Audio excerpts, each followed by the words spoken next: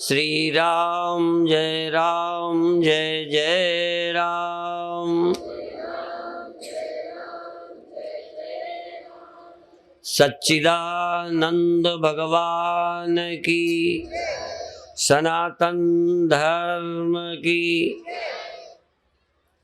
माताओं, बहनों और भाइयों, बड़ी खुशी की बात है कि दबसौरा के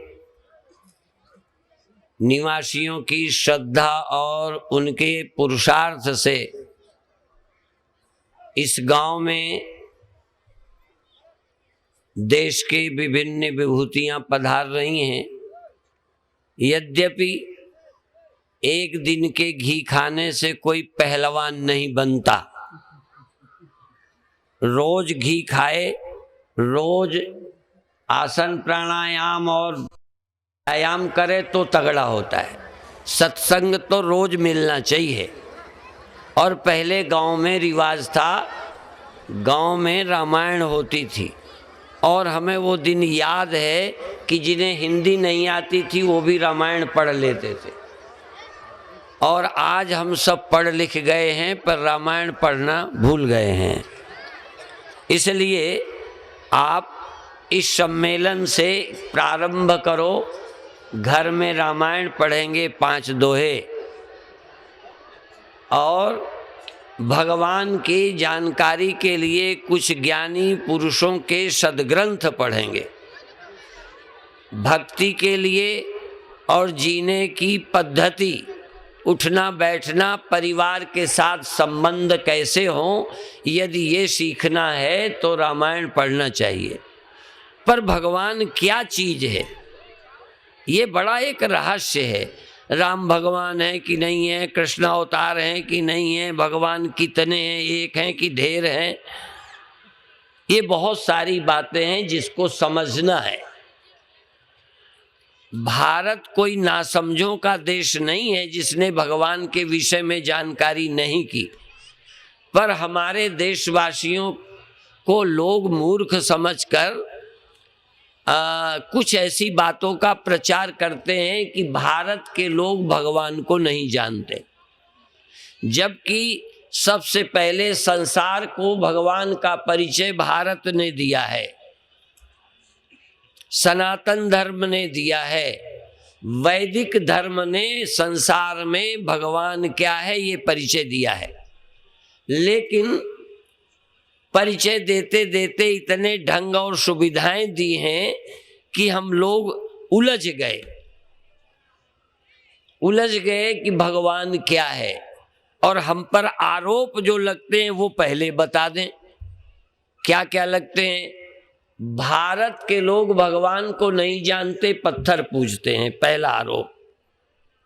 पत्थर भगवान नहीं होता और ये भगवान को, पत्थर को भगवान मानते हैं इसलिए नहीं जानते। दूसरा एक आरोप है कि ये पशुओं को भगवान मानते हैं और पूजते हैं, उसमें गणेश जी हैं और गाय है। जानवरों को भगवान मानते हैं, ये भगवान को नहीं जानते। दूसरा ये कहते हैं ये सांपों को, कीड़ों को भगवान मानते हैं, भगवान को नहीं जानते। और ये ग्रह, नक्षत्र, सूर्य, इनको ये भगवान मानते हैं। भगवान का ज्ञान हमें नहीं है भारतीयों को, उनको ज्ञान है जो 7वें आसमान में और 4थे आसमान में भगवान को बताते हैं और एक बताते हैं। भगवान एक है और ये तमाम भगवान है। इनके यहाँ भगवानों का पता ही नहीं कितने हैं, रोज पैदा हो जाते हैं, नए भी पैदा होने बंद नहीं हुए अभी। ये आरोप भारत के लोगों पर लगता है और ये चंद्रमा को मानते हैं और पृथ्वी को प्रणाम करते हैं। ये जड़ पृथ्वी है, इसको भी ये भगवान मानते हैं, पूजते हैं ना। लेकिन एक बात बताएं, हम इस अर्थ में नहीं मानते भगवान। पहले तो हम भगवान की जब परिभाषा करते हैं तो राम में भी योगिन परम तत्व में दीठा, तत्व देखा, व्यक्ति देखा ही नहीं। जैसे कोई गहने को सोना देखे, घड़े को मिट्टी देखे तो घड़ा मिट्टी नहीं है क्या? तो भगवान राम एक व्यक्ति होते हुए कुछ लोगों को तो व्यक्ति दशरथ पुत्र नजर आए, जैसे कोई घड़े को कहे कुम्हार का बनाया है। तो कुम्हार का बनाया सिर्फ घड़े का आकार है कि मिट्टी कुम्हार के बाप की बनाई है?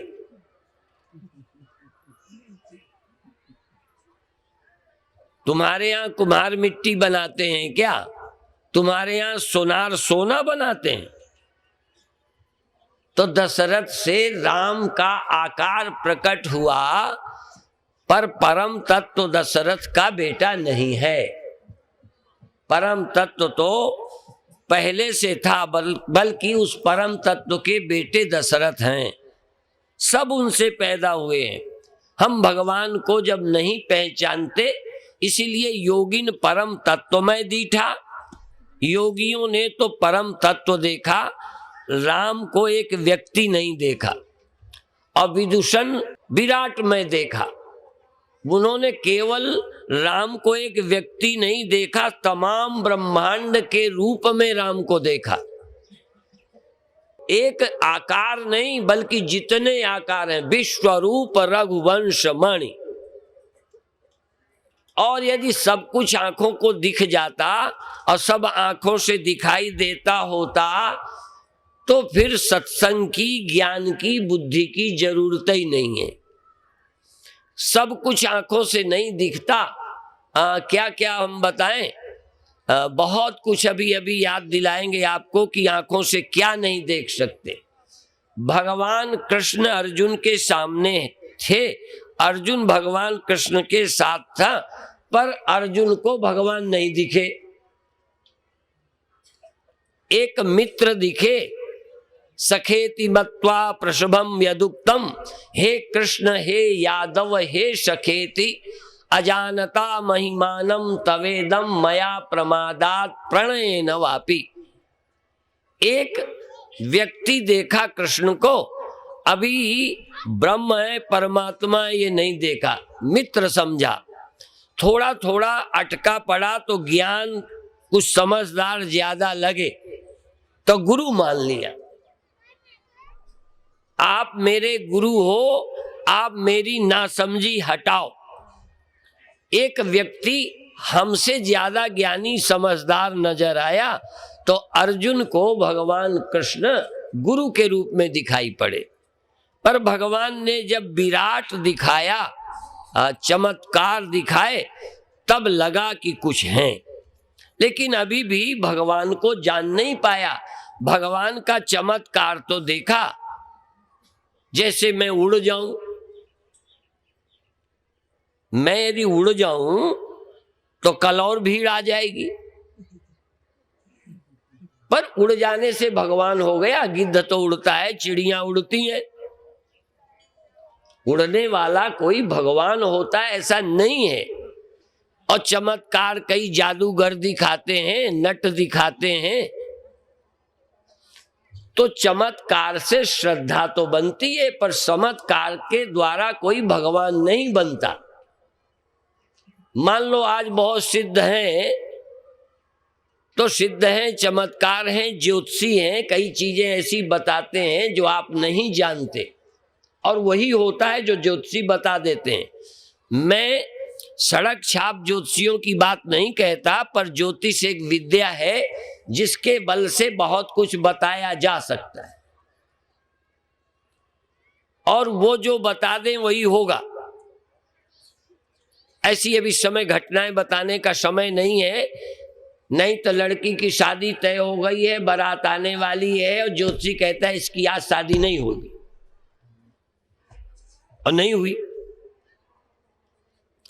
और मैं ज्योतिषियों को जानता हूं। मेरा विषय ज्योतिष एक अलग है, और नारद परम ज्ञान को जब उपलब्ध नहीं हुए तो वो भी कहते हैं, नारद कहते हैं कि मैं इतिहास जानता हूं, पुराण जानता हूं, वेद जानता हूं, और ज्योतिष विद्या, खनिज विद्या सब जानता हूं, पर मैं ब्रह्मवेत्ता नहीं हूं। आत्मवेत्ता नहीं हूं, क्योंकि आत्मवेत्ता हर्ष शोक से मुक्त होता है।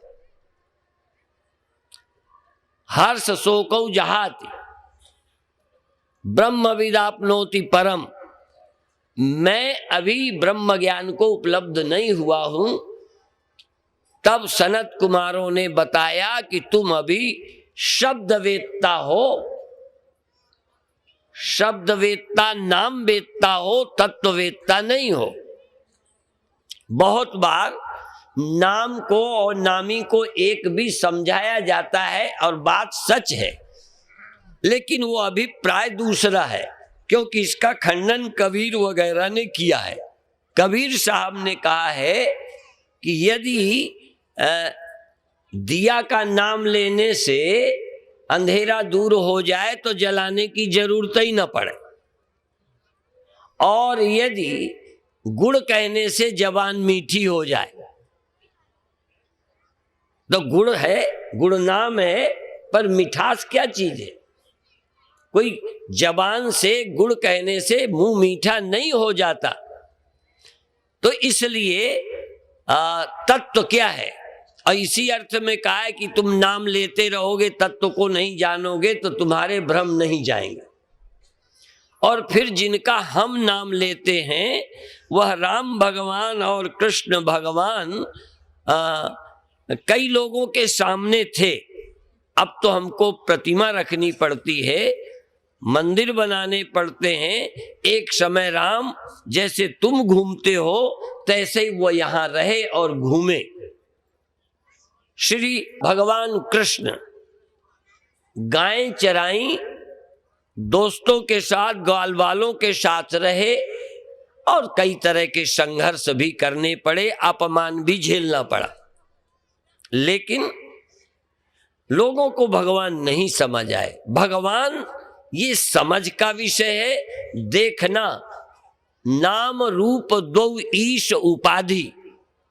भगवान की दो उपाधियां हैं, नाम और रूप।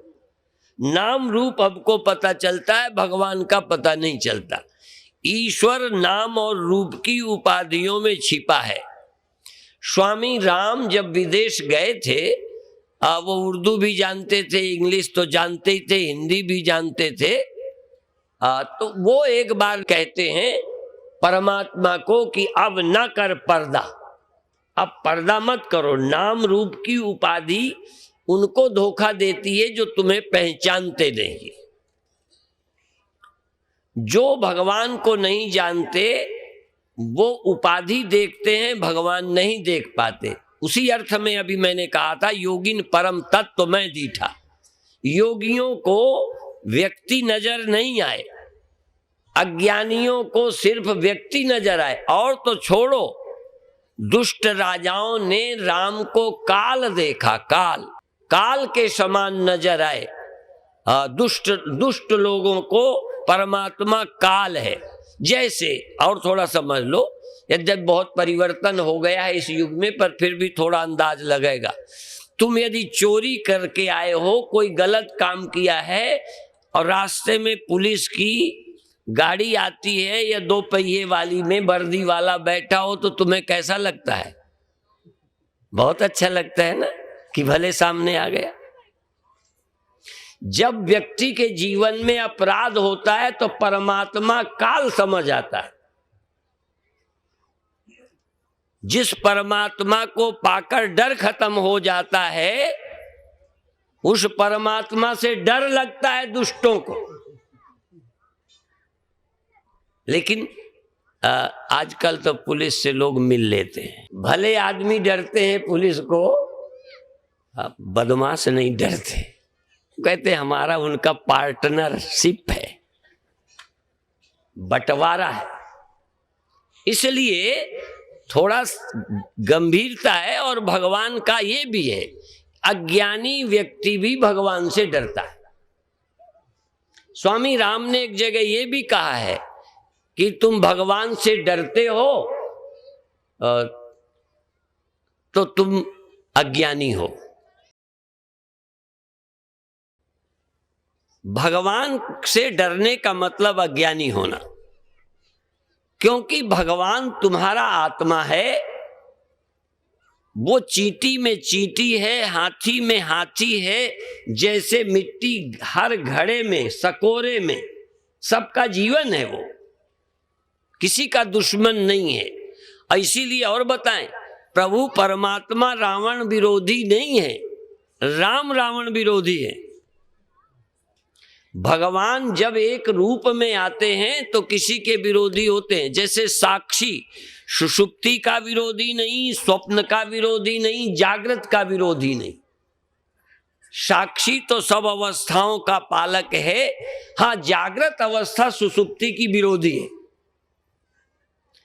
और भी थोड़ा समझ लो, मैं एक बात बता दूं। देखो, ये गांठ जो है, गांठ, इस गांठ की कपड़ा विरोधी नहीं है। कपड़ा इस गांठ का विरोधी नहीं है, बल्कि इस कपड़े के कारण ये गांठ है। पर इस जगह यदि दूसरी गांठ बनानी हो, इसी जगह, और जगह नहीं, और जगह बन सकती है। इसी कपड़े में कई गांठें बन सकती हैं। ये गांठ इस गांठ की विरोधी नहीं है, पर इस जगह जो गांठ है, इसका एक नंबर 1 रखो, नंबर 2 गांठ बनाना हो तो नंबर 1 खत्म होगी, तभी नंबर 2 गांठ बनेगी। बिना एक गांठ को मिटाए दूसरी गांठ वहां पैदा नहीं हो सकती। जिस जगह तुम बैठे हो, उस जगह दूसरा तब तक नहीं बैठ सकता जब तक तुम हटो नहीं। एक वस्तु दूसरे वस्तु की विरोधी है, पर भगवान किसी वस्तु का विरोधी नहीं है। परमात्मा विरोधी नहीं है। अभी धीरे धीरे समझोगे। अच्छा, गीली मिट्टी का एक शकोरा बनाओ, गीली मिट्टी का। अब ये शकोरा जब तक रहेगा, इस मिट्टी में चुकरिया नहीं बनेगी। और चुकरिया बना और मिट्टी में बनेगी, पर उस मिट्टी में, जिसको हम कूटस्थ कहते हैं, साक्षी, जब तक साक्षी में जागृत अवस्था रहेगी तब तक साक्षी में स्वप्नावस्था नहीं हो सकती। स्वप्नावस्था रहेगी तब तक सुषुप्ति नहीं हो सकती। तुम तीनों एक बार में नहीं हो सकते। तुम जागे हो, इस समय सोए हो, बोलो, जो इस समय जागे हो सोए नहीं हो, और किसी समय जब सोए थे तब जागे नहीं थे। लेकिन जगने में, सोने में वो तत्व जिसके कारण जगना सोना होता है, वो दोनों में था। खैर, विषय ये है कि ये गांठ दूसरी गांठ की विरोधी है, और दूसरी गांठ इस गांठ की विरोधी होगी। बिना उसके आने पर इसे जाना ही होगा। अब बचपन गया, तब जवानी आई। जवानी आई जब तक रहेगी, बुढ़ापा नहीं है। बुढ़ापा आएगा तो जवानी जानी पड़ेगी, और दूसरा जन्म लेने के लिए शरीर छोड़ना पड़ेगा। इसीलिए लोग कहते हैं, बिना अपने मरे स्वर्ग देखने को नहीं मिलता। और जो स्त्री चोले में है, ये पुरुष इस समय नहीं हो सकते। पुरुष होने के लिए स्त्री चोला बदलना पड़ेगा, चाहे इसी जन्म में बदल लो। आजकल इतनी खोजें हो गई हैं कि इस जन्म में भी तुम स्त्री से पुरुष बन सकते हो। लेकिन ये परिवर्तन होगा 2 एक साथ, तब भी नहीं हो सकते। इसी समय तुम स्त्री हो, इसी समय तुम पुरुष हो, ये संभव नहीं है। इसलिए परिवर्तन जो होगा, परिवर्तन के लिए विरोध है। 2 अवस्थाएं एक समय पे नहीं रह सकती। 2 जन्म आपके एक टाइम पे नहीं हो सकते। 2 शरीर नहीं हो सकते। लेकिन परमात्मा सब में एक समय हो सकता है। मिट्टी एक ही समय पर घड़ा भी है, मकान भी है, शकोरा भी है। चूंकि व्यापक है वो, इसलिए मिट्टी का किसी बर्तन का विरोध नहीं है, बर्तन का बर्तन विरोधी है।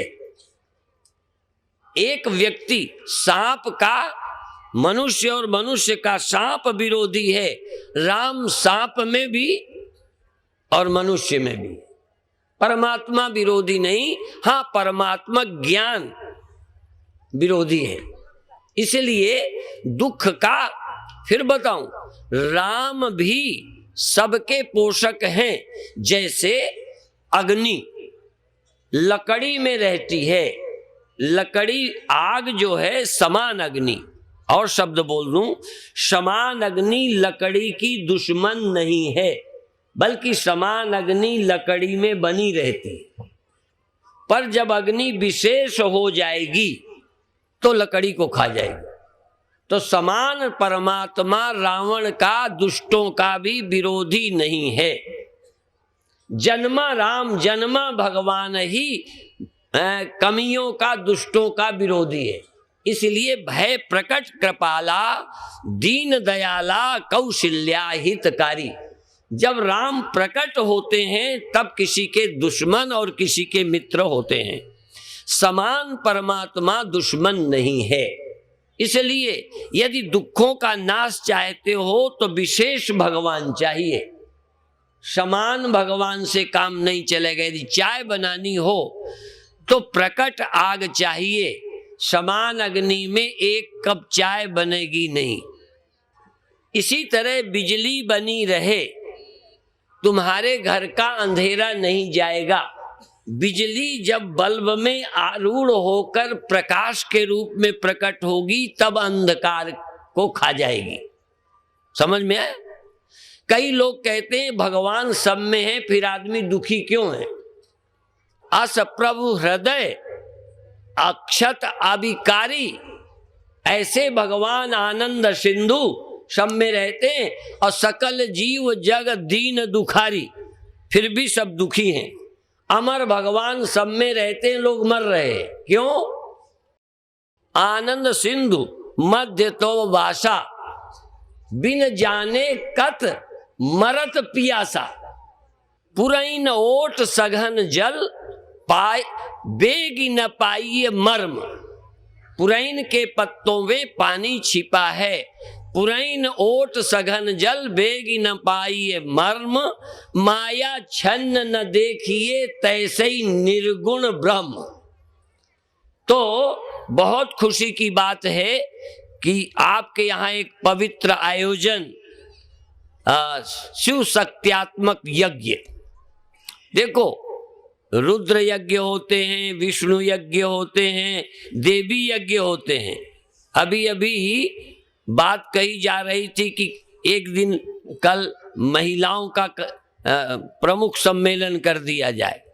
असल में कभी पुरुष सम्मेलन, कभी महिला सम्मेलन, तो कभी देवी यज्ञ हुआ, कभी रुद्र यज्ञ हुआ, कभी विष्णु यज्ञ हुआ। शिव शक्त्यात्मक, शिव और शक्ति दोनों का मिला जुला यज्ञ ये हो रहा है। बहुत अच्छी बात है। ये बंटवारा तो सब करते ही करते हैं, जरा मिलाना भी सीखो। सारा समाज बंटता जाता है, वो कोई स्त्री के हित का कार्यक्रम करेगा और कोई पुरुषों का करेगा, कोई पंडितों का, कोई ठाकुरों का, कोई बनियों का, कोई हरिजनों का। ये सबका भला नहीं हो सकता क्या? मेरे से जब लोग कहते हैं भाई स्त्रियों के कल्याण की बात करो, मैंने कहा हमें तो लगता है कल्याण एक ही तरह का होता है। स्त्री का कल्याण, पुरुष का कल्याण, ये कौन सा अलग अलग है?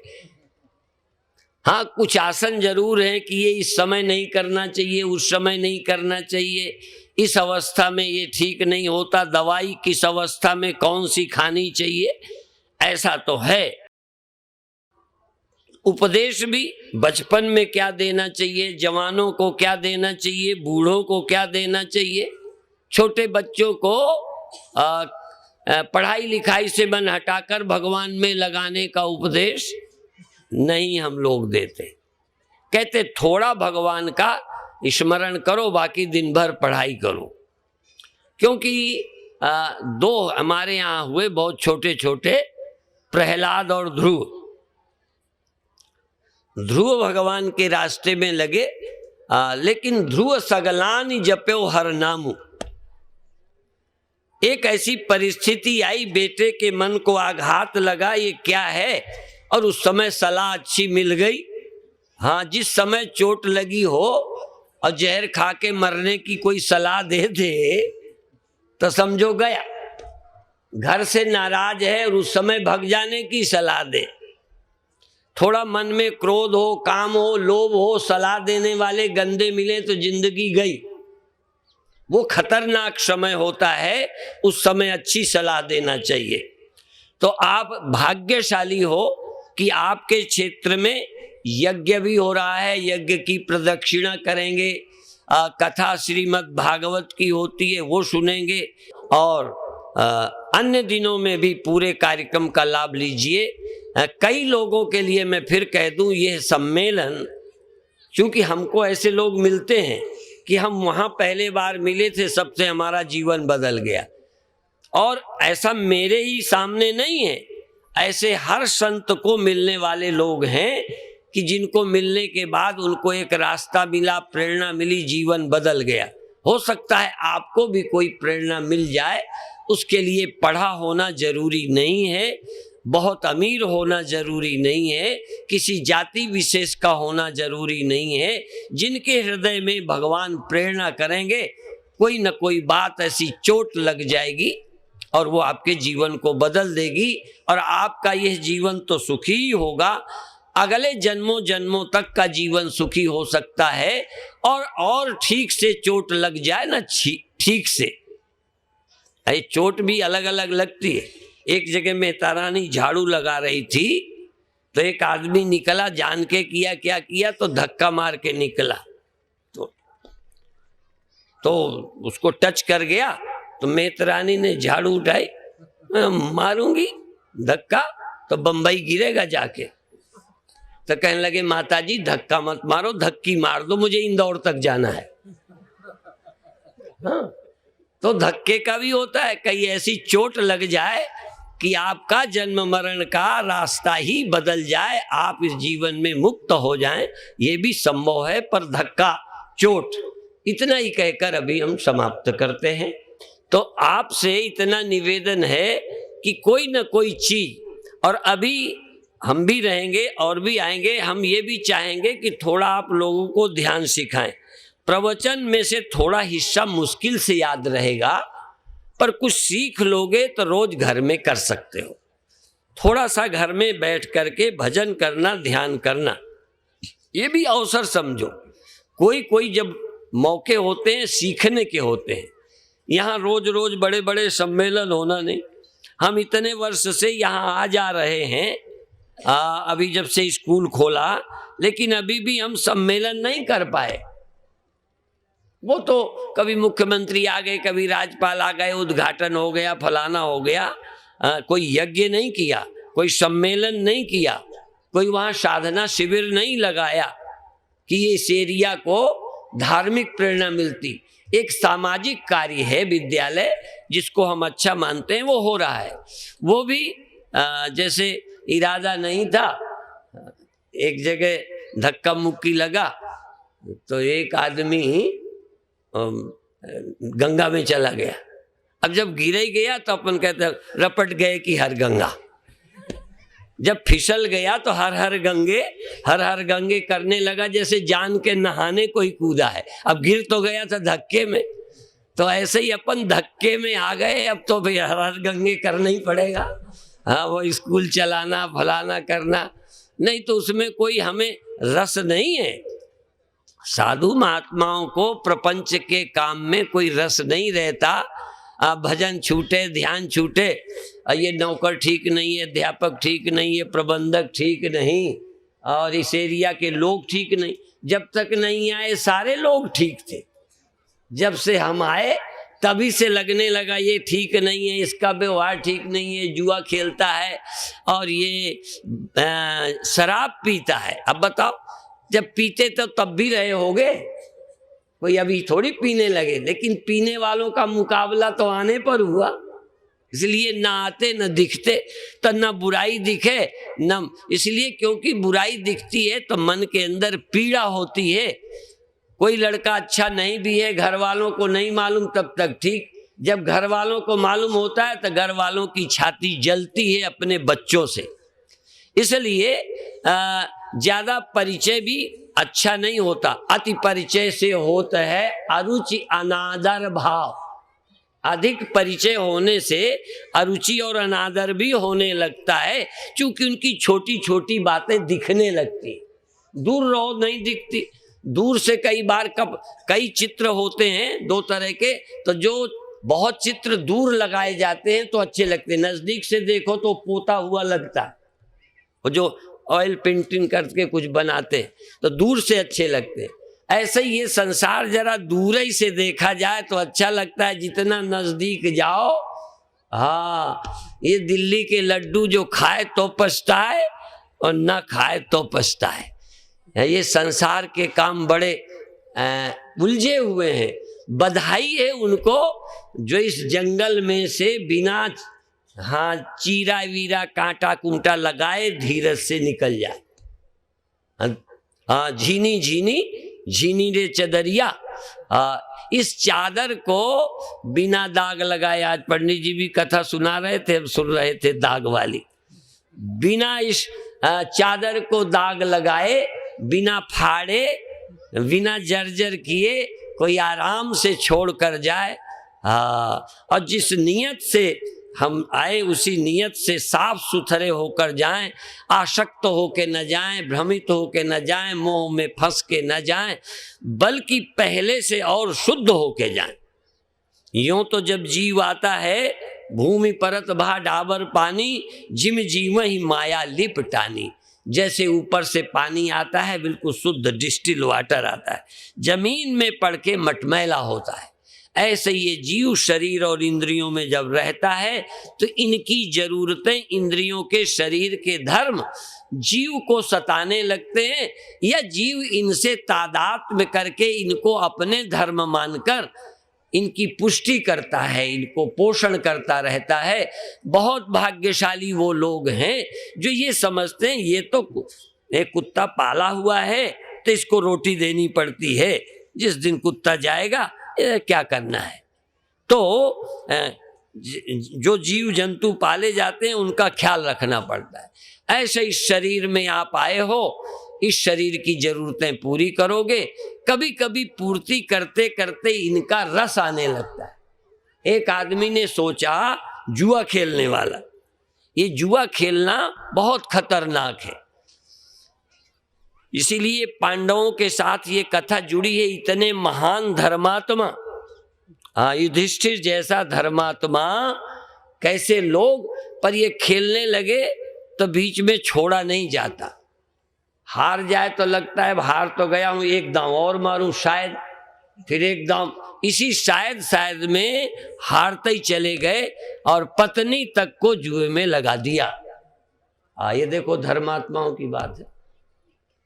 तुम उनसे ज्यादा समझदार नहीं हो, इसलिए जुआ नहीं खेलना। और ये पीने वाले सोचते हैं, मैं भी सोचता हूं, सच बात है, आज भी मैं सोच रहा था तो मेरे मन में आया कि ये क्या मामला है, हमें कोई परेशानी नहीं, कहीं भी पीते नहीं, पर ये लगा कि जो पीने लगते हैं उनका छोड़ना कितना कठिन है। जो पीने लगते हैं, तभी तो मुझे लगा करता है धन्य है जो नहीं पीते वो वीर हैं, और जो पीकर छोड़ देते हैं वो महावीर हैं। क्योंकि पीने के बाद छोड़ना बड़ा कठिन है। इसलिए जुआ जो नहीं खेलते उसकी कोई जरूरत नहीं, पर खेलने में फिर क्या है, जीत जाओ तब भी और खेलो, जीतते ही जा रहे, और हारते जाए तो लगता है बर्बाद तो हो ही गए हैं, अब इससे ज्यादा क्या होगा, दांव मारते हैं तो जीतेंगे ही, तो जीतेंगे नहीं, हार तो गई है, उसमें क्या होना है। तो इस तरह से ऐसे ऐसे नशे भारत में भी बिकने लगे हैं, जिससे लोगों की जिंदगी खराब होती है। हम सुनते हैं, और जब हम छोटे थे तब भी एक आध थे, अब तो बहुत होंगे, पर उस समय भी एक आध थे जो लगाते थे दम दुम और बस मस्त रहते थे। हाँ, अब हैं भी कि नहीं ये नहीं पता लगाया अभी तक, पर ये निश्चित है कि आदत पड़ जाती है तो छोड़ना बड़ा मुश्किल है। गांधी जी ने कहा कि बुरी आदतें पड़ जाएं तो छोड़ना असंभव तो नहीं है, गांधी जी ने कहा।